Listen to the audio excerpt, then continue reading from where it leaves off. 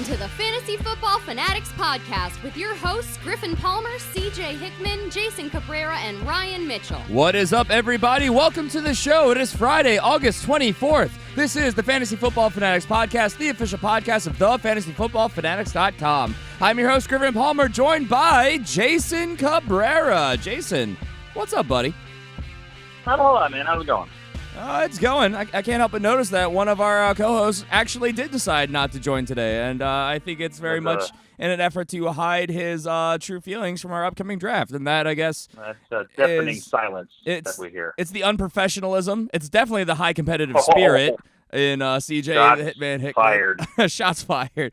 I mean, he's just that level of competitor. And I guess who can fault him? Because he's come so close so many times, yet he keeps losing to me or to you, and he just never quite gets there. So I guess he needs all the help he can get, I guess. But yeah, so CJ, he wrote in. I think he threw a couple names in there, some of which were slightly obvious, some of which were kind of puzzling. So I kind of wish he was here to talk about them, but we'll do our best to give our own insight and takes on them. But yes, as you guys probably know from the title of the show, and if you were here with us on Tuesday, welcome back, we will be doing our My Guys episode. So we're not going to be doing long lists of guys. We have a couple of our top guys that we've been really growing on this offseason that we're really kind of focusing on and trying to target in our drafts, and we would love to get our hands on if the price is right.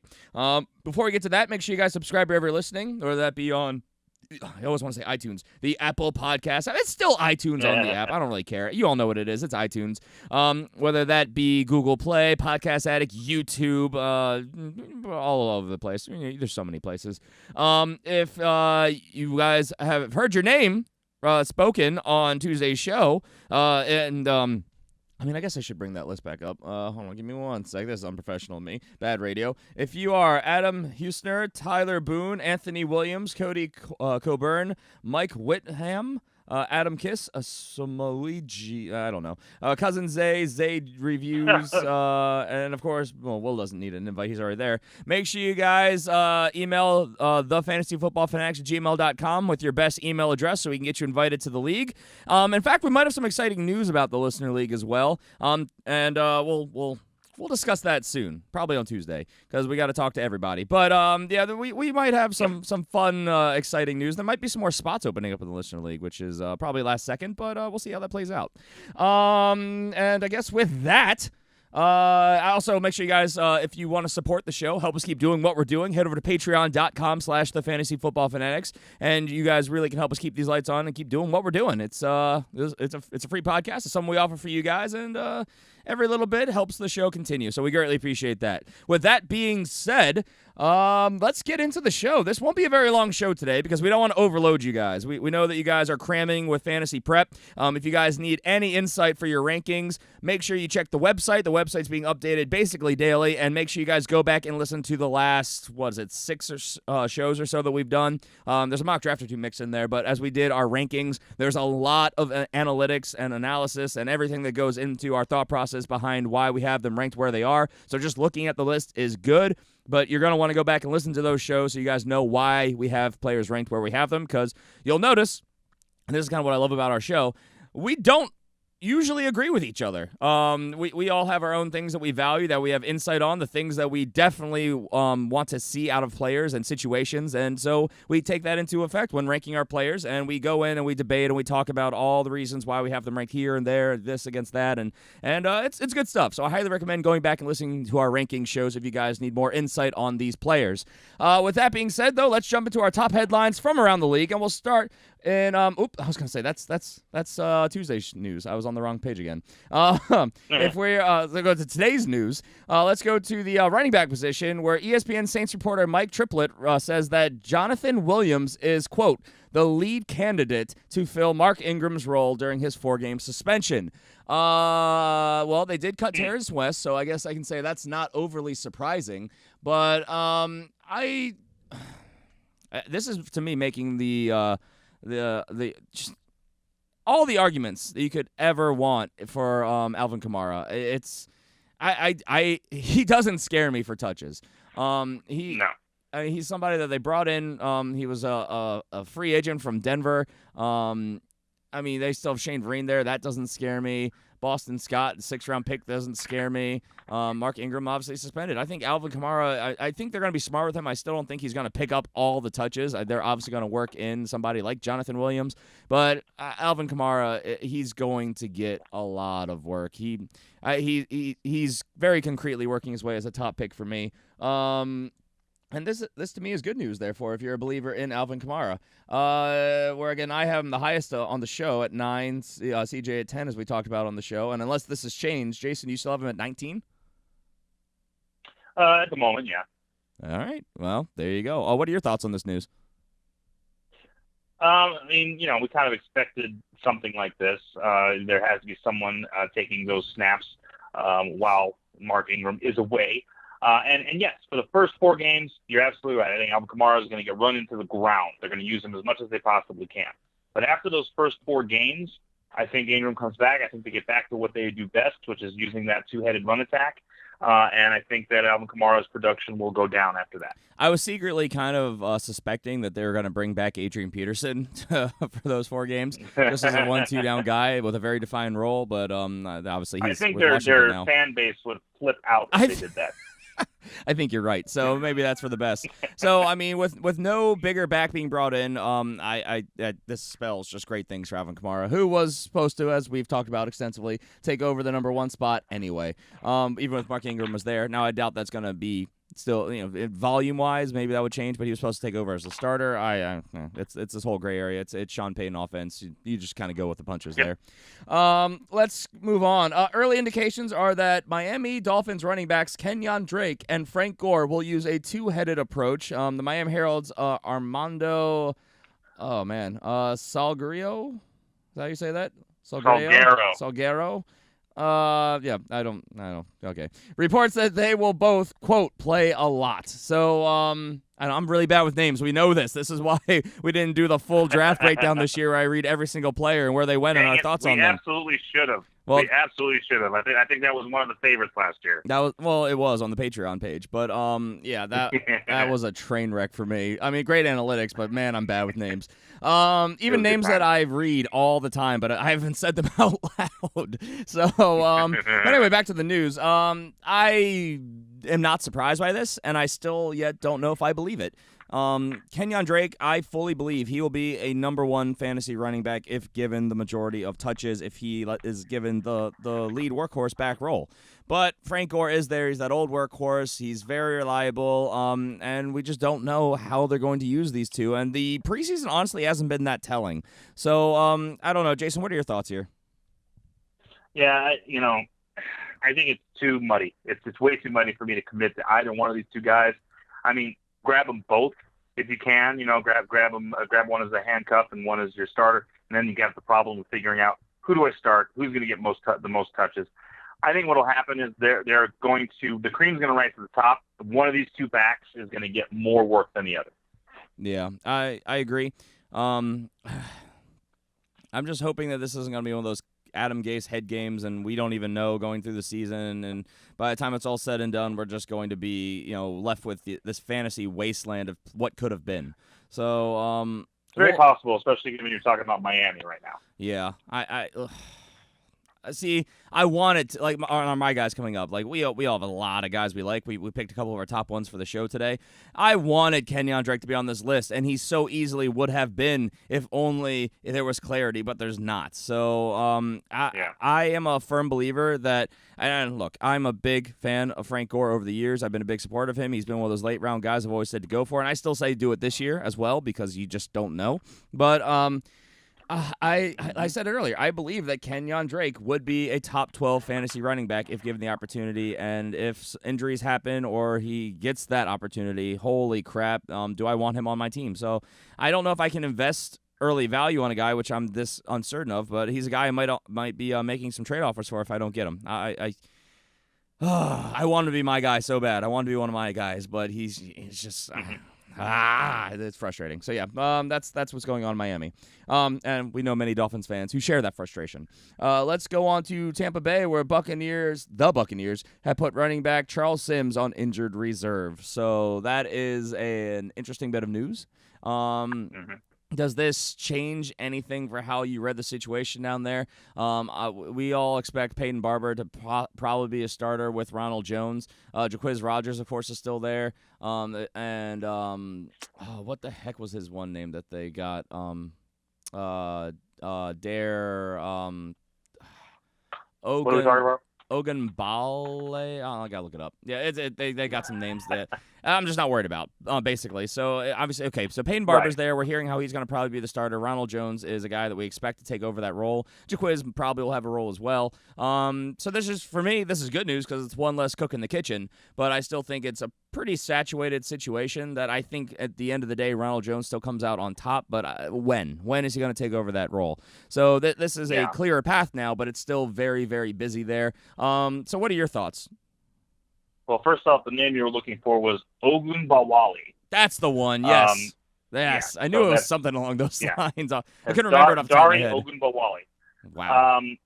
As far as I'm concerned, I liked what I saw from Peyton Barber when he got handed the opportunity. He actually did a pretty good job with it. I didn't think Charles Sims was going to be a thing anyway, so this doesn't really change my thinking about this backfield, other than to add a little bit of clarity, because now you don't have another name to worry about. Ronald Jones is going to end up being the starter, like you said. They spent a draft pick on this guy. They brought him in. He's going to end up being the starter eventually. He's the least exciting of the top tier rookie running backs that came off the board in this last draft to me. I'm not a big Ronald Jones believer. I actually think that Jaquiz Rogers might float to the top during the season. Right now it's Peyton Barber, but I think Jaquiz Rogers might just crack into the top two running backs sometime during the season, maybe even becoming the starting guy. So we'll see. I'm not sure. Well, I guess time will tell. Let's go to the wide receiver position, where Tennessee Titans wide receiver Rashard Matthews could be activated off the physically unable to perform list, the PUP, as early as next week, coming back from meniscus surgery. This is a guy who's going very late in drafts because people don't know what to expect from him, but a guy who could be one of those really, really serious late-round values. I mean, what was it? In our most recent mock draft, he was the final pick of the draft. I would love to get him that late. Holy crap, because he has finished very, very high as a fantasy receiver and now in a much better offense this season. So what are your thoughts on this? Yeah, I definitely would say, I mean, he's going to crawl up draft boards a little bit as he comes off the PUP and all this other stuff.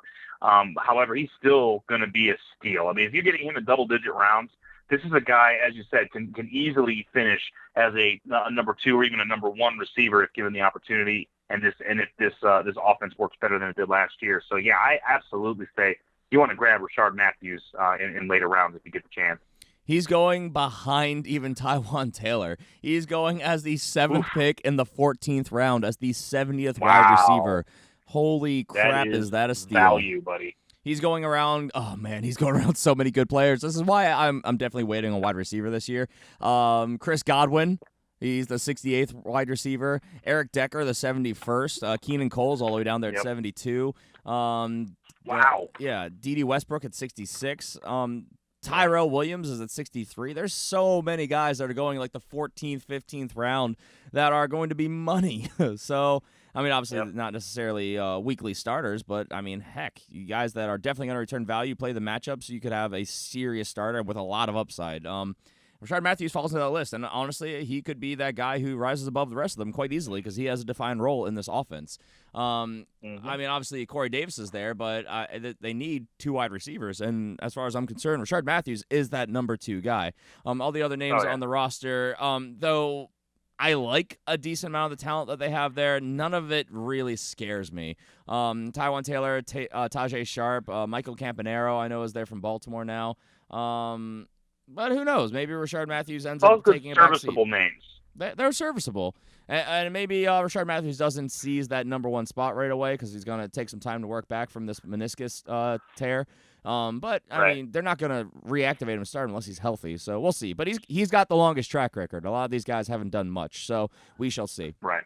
Let's move on to a little bit of more wide receiver news. The New England Patriots are reportedly releasing wide receiver Kenny Britt. This is pretty surprising because a lot of people were expecting him to be a thing this year out of necessity with all the changes in the pass catching core there this offseason. So maybe this gives a boost to Eric Decker. Chris Hogan, of course. I'm very high on Chris Hogan this year. I was debating on making one of my guys, but at the end of the day, I couldn't in good conscience put a Patriots player that wasn't named Rob Gronkowski as one of my guys. So I don't know. What are your thoughts on this, Jason? Yeah, New England. You know, you're like, oh, this guy's gonna be really important to New England. New England goes, oh yeah, cut. That's just the way Get they out are. of here. Yeah. Get out of here. We don't need you. We got guys. We got guys. You got to be careful when you're talking about New England. You don't try to outthink Belichick. You just don't. You just wait to see what happens. Wait to see how the chips fall, and then go, okay, I kind of know who I want to grab. Like, Chris Hogan's still there. Chris Hogan's got a pretty good track record with New England for kind of being a plug-in guy. You know, I need Chris Hogan in this situation. Boom, there he is. You know, and he does very well in the playoffs. So I'm not as high on Chris Hogan as you are, just because of the number of weapons that New England's going to employ. But right. yeah, I definitely would say if you're going to pick a receiver on this team, either Decker or Hogan are probably going to be your guys. Yeah, I agree with that. So I guess we'll see. Having said that, I won't be picking one of those guys. I mean, I in my draft last weekend, I got Eric Decker with like a last round pick, just like a shot in the dark while Julian Edelman is suspended. That's worth it. Yeah, I think once Edelman comes back, Eric Decker, I'm gonna try and trade him for pennies on the dollar, or really whatever I can get from him. I hope he goes off early so I can trade him while people aren't thinking about Julian Edelman and get some value for him. But yeah, once Edelman comes back, Eric Decker I think takes a back seat. But I think in 3 receiver sets, it's still gonna be an interesting combo because they still have Cordell Patterson there, which we know is kind of that Swiss Army knife, jack of all trades type guy who can do a lot. Philip Dorsett, who has impressed in camp but has been getting some negative reviews as of late, is there. I don't know. They've gotten rid of some serious talent across the board. For me, Chris Hogan is the highest prospect. He's also, he's taller than people think. People think of him as a small, speedy guy. I mean, he's 6'1", 215. He's a pretty decent-sized guy. He's deceptively fast. I mean, obviously, Gronk is the big red zone target, but I think Chris Hogan could be that number 2 in the progression when you're in the red zone, in the 10 zone, that kind of thing. So we'll see. Let's go to the tight end position, where the Chicago Tribune's Brad Biggs expects new tight end Trey Burton to challenge Martellus Bennett's franchise record for receiving yards in a single season. Very possible. That sounds amazing. Yep. I see. Amazing. I was really kind of concerned that as a show we were a little bit high on Trey Burton, but to hear stuff like this kind of reaffirms everything that we've been saying. So, Jason, what are your thoughts on this news? Oh, I love me some Trey Burton. I think he's going to be very, very good in this offense, especially given it's still got a young quarterback there. And as we know, young quarterbacks love to throw their tight ends. Nice fluffy safety blanket. He's already proven that he's good. I mean, he's got a championship ring on. He's already proven himself to be good. I think he's going to be very dynamic in this offense. I think him catching Martellus Bennett is very, very possible.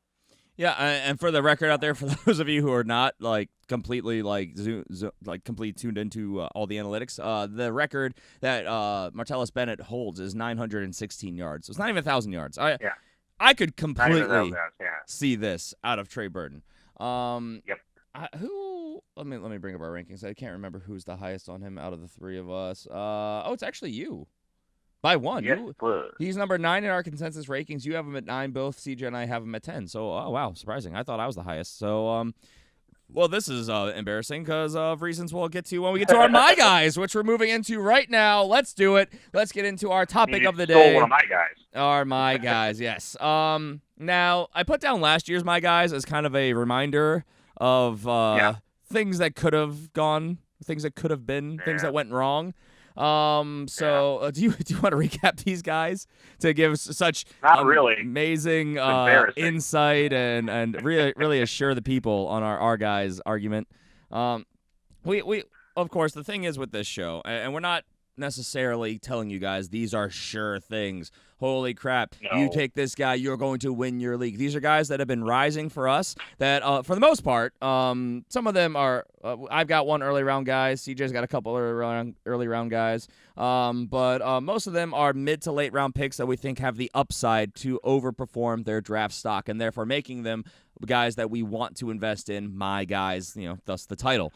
So, for instance, we're doing this based on the upside in the news. Like last year, I had Doug Martin. Clearly didn't work out, but he had all the incentive in the world and the great offseason, all this other stuff that we were hearing to perform. Didn't work out. I had Jordy Nelson, which was having a very good year until I almost said Adrian Peterson. What the heck is wrong with me? Until Aaron Rodgers went down and then obviously disappeared. Jimmy Graham, respectable year. CJ's Joe Mixon, which we were all high on Joe Mixon. I remember this show because he just simply put the name up on the board before we could. Obviously didn't quite get there, but that was not necessarily his fault. It was the amount of offensive snaps, the offensive line. A lot of that is fixed going into this coming season. Melvin Gordon, obviously a great year. Tyreek Hill, obviously a great year. You had Isaiah Crowell, who was unfortunately game scripted out. Marshawn Lynch, who was unfortunately used very sparingly early on. And Michael Crabtree, who had... he came on in the second part of the year. Very much so. Did okay. And Crabtree did okay. So, yeah, it was all right. Yeah, I know these guys had great narratives going into the season, but it's kind of one of those things like hindsight is 20/20, and we as much as we watch film, watch analytics, read and view interviews, and watch all this just game tape over and over and over and over again. At the end of the day, we can't see the future, ladies and gentlemen. We do our best. We give you guys the probabilities, our analytical approach, and we'll see how it shakes out. But we definitely have a handful of guys that we are targeting in drafts this season, no different from any other year. And here we've listed 3 for each of us, so there's going to be 9 guys in total. I feel like anything more than that, we'd be tipping our hat for the listener league. So a little bit. Yeah. I think we should cover CJ's first, get his out of the way because he's not here to talk about him, and then we can talk about ours. That's fine. So going down CJ's list, he has a first rounder. So I guess that's hard to get value off that, but he put it on here, so we'll talk about it. Dalvin Cook, which is a guy who I was going to put on my list, but because of reason I already stated, I didn't because I feel like it's an obvious choice. Dalvin Cook was phenomenal last year for the short period of time that you had him until he went down with a non-contact injury. These things happen. He's had a long time to recover. He's in a fantastic offense who brought in an upgrade at quarterback, many would say. Now, I told myself when this happened, I wasn't going to buy into the Vikings because new face and new place, quarterback, new offensive system, has to gel with the weapons. So that's caused me to fade the wide receivers a little bit, but to me, that does nothing to really affect the running game. I love Dalvin Cook this season. If it wasn't for a bad combine, he probably would have been the number 1 running back drafted last year in the NFL draft, and he slipped to the second round because of a combine of all things. But we saw when he was on the football field playing the game, he was ridiculously good. And that's why he is now, the hype's kind of surrounded and worked his way to the back of the first round as of late. So this is no surprise to me. This is an obvious choice for my guy. And unless there's anything you want to add, we can just move on. Nope, move on. I agree with CJ. I love me some Dalvin Cook. Yep. CJ's number 2 guy is Jarvis Landry. This one I'm a little bit fuzzier on, only because of the how to put this diplomatically. The offense, the situation, the quarterback, all of the above. There's a lot of uncertainty here. So Tyrod Taylor, of course, is there. He got banged up a little bit during his preseason game last night, but he returned to the game. He's expected to be fine as of this recording. But the thing is, there are so many mouths to feed. Obviously, they got rid of Corey Coleman. There's still a chance they bring in Dez Bryant, but it doesn't seem like it's going to happen as of yet. But Josh Gordon back with the team. Jarvis Landry is there. Antonio Callaway, they invested a 4th-round pick in this year. They have Jeff Janis, Rashard Higgins. A lot of upside along these guys. At the tight end position, David Njoku. He can catch a ball or two. There's no denying that. Oh, yeah. Carlos Hyde, Nick Chubb, Duke Johnson, all these guys are out there as well. There's a lot of mouths to feed in an offense which really didn't run a lot of plays last year. For a quarterback who doesn't throw the ball a lot, but I will throw in this little wrinkle. Todd Haley's now in the building. Todd Haley is a very good offensive coordinator, and even though it's a Hugh Jackson-led team, which has been, the track record speaks for itself. 1 win in 2 seasons. I feel like on the offensive side, this can really turn things around. So I agree, Jarvis Landry. In PPR, I think he's still an awesome pick. But for standard leagues, I'm a little shaky on it, only because of simply a volume standpoint. There's just a lot of mouths to feed, and I don't know if you're going to get a good return on a guy who's going in the what round is he going in again? Let me find it. Actually, going the 5th round. Yeah, 5th. That's right. He dropped. He was going early on as like a 3rd-round pick, which I thought was ludicrous. But 5th round, I feel like that's probably accurate. He's actually going behind Josh Gordon, which is the crazy thing. Josh Gordon's going in the 4th round, and he just got back with the team. They're saying he should be ready to go for week 1, but we'll see. What are your thoughts on this, Jason? I'll play devil's advocate here. I'll jump on CJ's side just so we can kind of hear from the perspective, at least what I think would be his perspective. Jarvis Landry is a target monster. Okay, when he played in Miami, he got the ball all the time. The ball went to him. He was the primary guy. And the next best thing for a young quarterback to the tight end is the slot receiver, and that's what Jarvis Landry used to play. They've already talked up Jarvis Landry down there. They said, Tyrod Taylor loves to throw the ball to Jarvis Landry. They've got a great rapport with each other. They're getting in rhythm with each other. It's working out really, really well. And they've also said Jarvis Landry is going to move around, so he's not just going to be a slot guy. They're going to move him to the outside sometimes and utilize his ability. As we've already seen, he does have the ability to play the outside role. He can run the entire route tree. So he's a very, very good receiver. And David Njoku is still getting his feet under him. So those short intermediate throws, a lot of those are going to go Jarvis Landry's way. So I kind of understand where CJ's coming from with this. The new face in a new place, for me, kind of scares me a little bit. Like you said, not only is it one new face in a new place, there's a bunch of new faces in this place. It's all new. New wide receiver who we're talking about with a new quarterback who's new to the team playing for a new offensive coordinator. There's a lot of things to be shaky about here. Oh. Yeah. But I get it. And that's one of his guys anyway. He talks about Jarvis all the time. So, hey, there you go, some juice. Fair enough. Let's go on to the third guy on CJ's list, which is George Kittle. Now, if you're asking who that is, that would be 5th-round pick from last year's draft, tight end for the tight end for the San Francisco 49ers. I saw TE. I was thinking tight end. Tennessee. Okay. You get what happened. I get you. Yeah. Now, he, of course, is playing for the 49ers, a Kyle Shanahan-led offense. He's splitting the offense, the starting job of tight end with Garrett Selleck, who can catch the ball. Also, Kyle Shanahan is not necessarily overly. I can't say that because he has had track records in different places. I'm thinking about recently in Atlanta. He didn't use the tight end a ton, but he's had plenty of stints in the past where he did. I don't know. I'm really torn on this one. I feel like George Kittle is definitely one of those really late round tight ends that I'd be looking at, but I'm curious what makes him one of CJ's my guys. So maybe you can give some insight here. This is your division. So what are your thoughts on this? He's currently going as a top 12 tight end. I've watched a lot of tape, and I know a lot of people are high on him. And I could see the upside, but I just don't know if he's going to return. I don't know. What are your thoughts? Well, okay, so we're talking about a pretty good-sized tight end, 6'4", 250 pounds. In 2017, he had 43 receptions for 515 yards and 2 touchdowns. So he has the ability to create, and he's going to be in the best offense that he has been in the NFL yet. Okay, the problem is he's playing behind Selleck, as we've already said, and Selleck can catch the ball. We've seen him. He's actually done very well in the preseason so far, and I think he's going to be a large part of this offense. Kittle has the higher upside of the two. I think that if he was utilized more, he could be something of almost a Trey Burton type of a tight end. So the question is going to be how well the offense uses him, and I think this is why this is one of CJ's guys, because CJ absolutely believes in that offensive scheme there, which he kind of should. I mean, look who the coach is. We've already talked about how great this team looked under the new coach with that new quarterback. It's a much better running team. And I think that Kittle is going to get the opportunity to cash in on that. Now, is he going to be a top 12 tight end? Tight end position's wide open, guys. I mean, we've talked about this before. The tight end position is a dumpster fire inside another dumpster fire. Okay, so it could very easily be that Kittle ends up being a top guy, and he could win you some weeks at that position.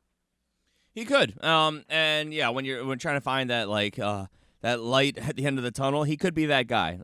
There's a lot of bad at the tight end position, or a lot of woulda, coulda, shoulda, and upside. But we're trying to find the diamond in the rough that's going to actually pan out. It could be George Kittle. I know a lot of analysts around there are very high on him. Maybe I just need to go back and watch more tape on him, but I don't know. We'll see. I agree. He's very athletically gifted. Like you said, he's a big guy, and he's on a very good offense. So it definitely could work out. And I don't blame him for CJ being that one of his guys. He's a guy that's going the double-digit rounds. So take a shot. That falls into my late-round tight end strategy. So probably I should be taking a longer look at him. I guess with that being said, let's jump into my guys. Yeah. 2018, my guys, and I will start at the top of my list, a guy who's going pretty early. I just took him in my family league, and I could not be happier. He is my running back, too, and that is Joe Mixon. Now, I know he burned a lot of you, and we talked about this pretty extensively on... Well, he was in our top 12, wasn't he? So I think it was Friday's show. It was recently. Guys, he's going as the 8th pick in the second round. He's the 14th running back off the board as a whole, but I could easily make an argument for him going much, much higher than this. This guy is an amazing freak athlete. And I know that he let a lot of people down last year because a lot of people are saying the same things that we said right now. But guys, he didn't have a great opportunity. He only played in 14 games. He didn't even break 200 rushing attempts behind an, oh my gosh, horrifically bad offensive line. He was hit almost immediately on every single play. Going back, watching the tape, the analytics on how long after he got the ball he was hit. A lot of times it was behind the offensive line. Yet he still managed 3.5 yards per carry, which is not, life-alteringly good, but it's something. He got 14 receptions. 30 receptions rather in 14 games, almost 300 yards there. He can catch the ball. This guy is amazingly athletic. They have upgraded the offense. John Ross is back and healthy. They've upgraded the offensive line. They were one of the least. They had one of the smallest snap counts in the league last year. This offense just was not on the field very much at all. A lot of things are going to be changing for the Bengals this year, and I think that Joe Mixon, with a year to have adjusted to the league and the speed and prep and get into an NFL weight training program and all this other stuff, I think that he is in line to have a very good year. Now, I know a lot of analysts like myself are very, very high on him. Some people are cooling on him based on what we've seen this far in the preseason, but I have to say, guys, it is the preseason. They're not running any of their fun schemes. They're not doing anything crazy. They are going to do the most vanilla stuff they can. Bill Lazor's there. I'm sure he's going to be, just doing very basic stuff. I still am buying into Joe Mixon. I might be cooling on other options around the team, but the running back is not among them. I think that Joe Mixon is going to get the unbelievably vast majority of the touches. Giovanni Bernard, I think, is a change of pace back at best because Joe Mixon can catch the ball. I just think he's going to be on the field a vast majority of the time, and that's what I want in a running back, too, with massive RB1 upside. So what are your thoughts on this, Jason? I think about Todd Gurley when I think about Joe Mixon, because Todd Gurley had an absolute horrific year where he was getting hit behind the line every time he got the ball. He wasn't able to do anything. Everybody got burned. Everybody was like, what in the world? Todd Gurley is crap. We're not going to get him. And then the very next year, they upgraded everything, upgraded the offensive line, and suddenly the guy's the best running back in football. Okay? Now, you take a look at Joe Mixon. Joe Mixon, in my mind, is a more athletic version of Todd Gurley. This is a guy that can catch the ball out of the backfield, as you said, like a receiver. He is shifty. He is extremely fast. He's quick. I think that because of the upgrades we've talked about on this team, and they have significantly upgraded their offensive line, I definitely think that Joe Mixon is going to get the opportunity to be a top-tier guy this year. I love me some Joe Mixon. I completely agree with you. There you go. So, yeah, we're both very, very high on this guy. Why don't we jump to your guy? Okay. Sorry, there was a weird delay there. Okay, my first guy, you're probably going to not be all that surprised. He was one of my guys last year, and admittedly, he did burn some people at the beginning of the year, but he did come on near the end of the year, and I'm talking about Marshawn Lynch. So let's talk a little bit about Marshawn Lynch. Marshawn Lynch is a hard-nosed, fast, deceptively quick running back. He's very, very powerful, and he loves to play the power game. Now, who's his coach this year? Gruden. Gruden loves to power run. He's going to want a power run. Absolutely. Everything is going to be predicated on the run. And to me, there is no better body for him to use than Marshawn Lynch. I think that Marshawn Lynch is going to get the ball often, early and often, and I think he is going to eat up off defensive lines. So I'm absolutely high on Marshawn Lynch this year. I've tempered my expectations from last year. I overdid it. I completely agree with that. However, I still think this year we're looking at Marshawn Lynch being a very, very good option at running back for you. Marshawn Lynch is our consensus running back 16 right now. He's going on average as the 24th, so we are high on him as a show. But I think a lot of the reason why he's this low in people's rankings is really recency bias. They have him going behind players like Mark Ingram, who's missing 5 games for your fantasy team because there's going to be a bye week, obviously, at some point as well. Kenyon Drake, who's in a timeshare. Royce Freeman, who hasn't won a starting job as of yet in Denver. This is a guy that you can get at amazing value. And guys, yes, I know he burned your teams last year, and we were right there with you. And a lot of the analytics that have come out, the interviews, and everything that we've seen and heard and the changes that have been made, a lot of the stuff that we're hearing is simply, well, for starters, they had a horrifically bad schedule versus the run. They had very, very tough defenses to play last year that were very good against the run. This year, they're currently ranked the 3rd easiest schedule versus the run. So he has got green pastures in front of him for days. Besides that, we heard all those reports about how they were trying to save him for a playoff run. The Raiders, they completely thought that they were a sure thing for the playoffs last year. They wanted to keep him healthy. They had plenty of other guys they liked there, obviously Jalen Richard and DeAndre Washington being among them. So they were trying to be careful with him, and then they started slipping away. They started using him more and more and more, and then he got going, and that's why he was good for fantasy later on. He still has it, guys. And now, as you mentioned, he's in a John Gruden offense with Greg Olsen as the offensive coordinator. They want to run the ball. All John Gruden is talking about is how much he wants to take it back to a decade ago where he just wants to have power football. He's trying to bring fullbacks in. They signed a fullback after the draft and just have this power running I formation type old school team. And old school might be the right word for it because he's bringing in all these ancient players like Jordy Nelson and things of that nature. But regardless, this is I think it's just a great situation for Marshawn Lynch, and for the value for what you're having to spend on him right now. I mean, holy crap. This guy has definite low-end RB1 upside, and you can get him in the mid to late 4th round right now. I mean, come on. Yep. Get that guy. He's probably going to be your flex player, and you can get him in the 4th round. It's so good. He can deliver such solid production. There you go. Absolutely. That sounds like a great situation for a fantasy title if I've ever heard one. Let's go to my next guy, which is Mike Williams, wide receiver for the Los Angeles Chargers. Now, if you guys have been with the show for any period of time, you'll know my love for Mike Williams. He's a guy that I was hoping my Ravens would take, but he didn't.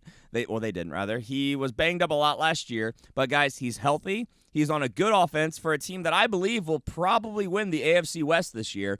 Good offense, good defense are going to be a good scoring position, and he's by far and away the biggest target in the red zone for this team. Hunter Henry went down. His targets have to go somewhere. Obviously, Antonio Gates, he's not with the team still, which is concerning. Their only other tight end, which we know Phillip Rivers loves to use the tight end, Virgil Green, is not much of a pass-catching tight end. Yes, Keenan Allen is there, smaller guy. Tyrell Williams is there. He's kind of a hybrid. He can do a little bit of everything. Travis Benjamin kind of stretches the field, does a lot of slot work. Mike Williams is an outside red zone monster, a beast of a man. And I think that he is going to, he's 6'4", guys. He's huge.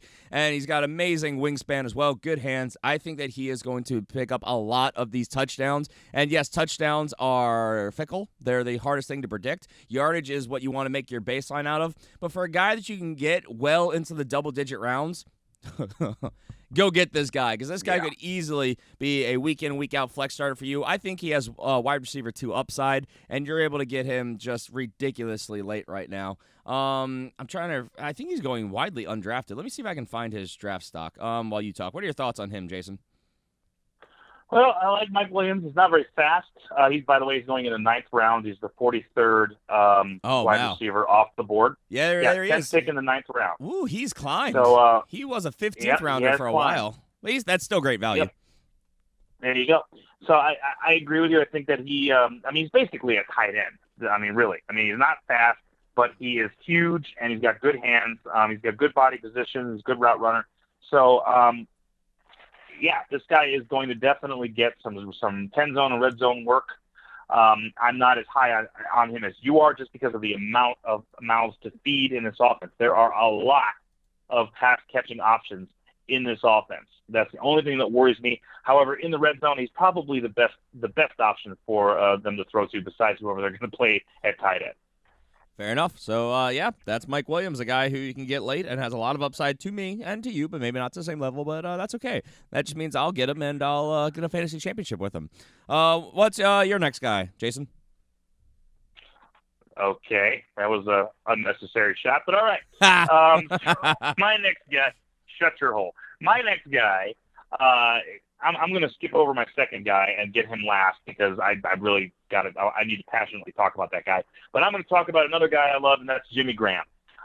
Just an absolute great situation he finds himself in. Obviously, one of the better tight ends in the league, and now he's on a team with a quarterback who throws the ball in the red zone more than any other quarterback in the league. What does that spell? That spells a lot of possible touchdowns for Jimmy Graham this year. You get enough touchdowns going, and this guy could possibly end up as being the number one guy overall unless Gronkowski just loses his mind this year. Jimmy Graham is on a very, very good offense. He was not on a very, very good offense last year, and he still had a respectable year. Now you put him in this offense with this quarterback who's going to throw in the red zone as much as he's going to. Yeah, I expect Jimmy Graham to get a lot of touchdowns and a lot of work in the red zone. I mean, yeah, you've said it all. This is the argument I've been making for him for, I feel like, forever. Jimmy Graham is, I mean, we've seen what he did last time he was with a truly elite quarterback. Now, and that was obviously Drew Brees, one of the best pure passers in the league in NFL history for yardage. He's now going to the best red zone quarterback in probably NFL history as well, in Aaron Rodgers.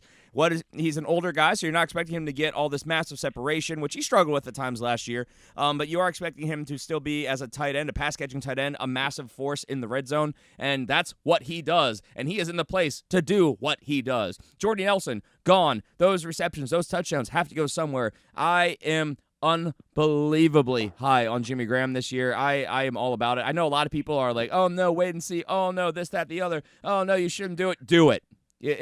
It's worth the investment. The upside is there. The situation is right. It's like a perfect script. So if it doesn't work out, guys, it's a tight end. If you don't get Gronk, you don't really have certainty at the position. There's a lot of upside in Ertz and Kelsey and things like that. But really, if you don't get Gronk, it's a streamable position because they're all going to get you around the same floor anyway. So yeah, why not take a shot at a guy with a lot of upside like Jimmy Graham? I completely agree. I guess that puts me back on the clock. So my next guy is also a tight end, which is Trey Burton. And what more do I need to say? We just talked about an article where local reporters are saying that they expect him to break Martellus Bennett's all-time franchise record in receiving yards. Ooh. I've come out and said how I think the Bears could be the Rams of this season, just massively overhauled. They have a really good offensive minds in there with Matt Nagy coming in, Mark Helfrich. I just see everything about this team transforming for the better. They brought in weapons. I think this offense will move. The defense, I'm still a little bit hesitant on, but I think that's just going to lead to more shootouts, which could be good for fantasy production. Trey Burton is a fast guy. When he filled in for Zach Ertz, he was money over the last couple of seasons. I really do like Trey Burton a lot. I think he has a lot of upside. And for a guy that you can get as a a later round tight end, I mean, holy crap, he is another one of those guys that I will happily play the late round tight end strategy for and try and snipe in the later mid rounds to the early double digit rounds if I can. I just think the upside's there. I think he has the highest floor out of those later round guys because a lot of those guys that are going around his value are guys like Jordan Reed, Tyler Eifert, these high touchdown guys which have no floors because they don't get really any yardage. I think he can give you both. And I'm just very high on Trey Burton this year. He's in a great spot on a team that I think is going to use him quite a bit. So what are your thoughts, Jason? No, I agree with you completely. I really, really like Trey Burton. I like the situation he finds himself in Chicago. I think he can be very, very good. And the uptick in targets that he's going to get is going to show. I mean, he was good last year, okay, and he wasn't even the first option. You know what I mean? So now he's going to be the first option. He's going to be the tight end there. As I said, he's already got a ring on his finger, so we know he knows how to win. Okay, and he's going to be on a team where they're going to rely on him a lot. I think he's going to catch a lot of balls in the red zone. I agree. All right, your last guy. All right, my last guy. Let me sing you a story about a young man named Marquise Goodwin. Oh, man, let me tell you something. Last year, I got this kid, and I watched him go from not much of anything to Jimmy Garoppolo coming in and him becoming a thing. I mean, he was getting passes tossed his direction every game. He started looking really, really good. Okay, so then the season ends, And now we're seeing him in the preseason. And let me tell you something. If you've been watching the preseason, you have heard Marquise Goodwin's name quite a bit. Jimmy Garoppolo absolutely loves to throw the ball to this kid, okay? He absolutely loves it. So now you've had an entire offseason. You've got an upgraded offensive line. You've got an upgraded team. This is a team that knows how to win, they know what they're going to be doing. And Marquise Goodwin's going to be their number one target. He's going to be the number one target in this offense. Mark my words. I love me some Marquise Goodwin. I am going to take him absolutely if I get the opportunity to. And he's actually going kind of late, surprisingly enough. He's actually going as the 25th 25th wide receiver off the board. He's going the 5th round. Okay, so a mid-round talent, but I think this guy's going to be a possible 2 or even a 1 if he gets the opportunity. A guy that's flying up draft boards. I mean, he was a mid-round value in our shows back in June, I think. But yeah, he's climbing very quickly for all the same reasons you just stated. He's been showing a great rapport with Jimmy Garoppolo. Kyle Shanahan-led offense. And he's just one of those names that kind of snuck up on people because he, like kind of Robert Woods and a couple other guys, they're just these wide receivers that have come out of Buffalo that drafted years ago that you kind of forgot about. Now that they're on good teams with good offenses, they're just blowing up. So he's climbing rapidly, and I definitely see the upside. He had almost 1,000 yards last year with limited time with Garoppolo. His big knock was touchdowns, but I think that they're going to obviously rectify that a bit this year. He's taking over that number 1 spot. Pierre Garçon's kind of going to be the number 2 now. I really like Marquise Goodwin, and even though he's climbing boards, he's a guy that I would happily take for the investment of where he's going. He has definite upside, like you said. He's going in flex range. He could easily be one of those set it and forget it type guys, probably as your wide receiver 2, with possibly even 1 upside if he starts getting more touchdowns. I like Goodwin a lot.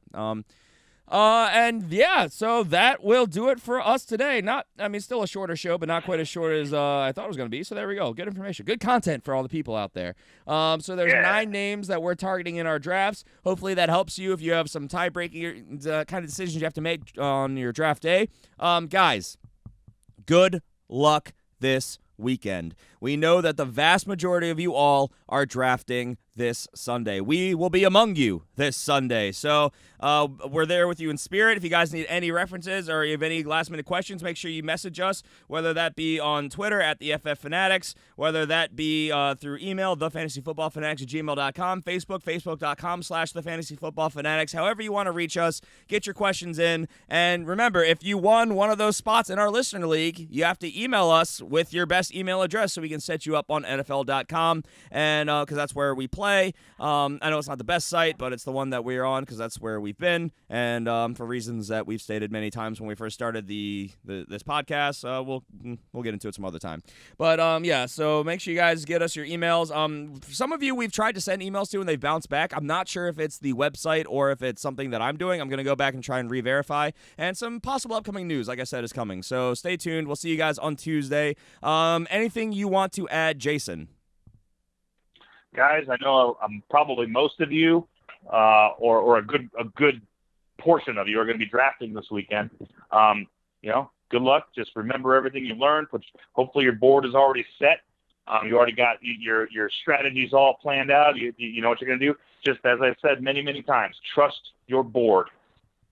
There you go. And we will be back on Tuesday. We'll be talking about the result of probably our League of Record draft for a little bit, and then we're going to be getting into our final mock draft of the 2018 offseason. So should be a lot of fun, guys. And so with that, we're out of here. Take care. Have a great weekend. Best of luck to all of you. We will see you on Tuesday. Bye. What do you think, CJ? Nobody cares what CJ thinks.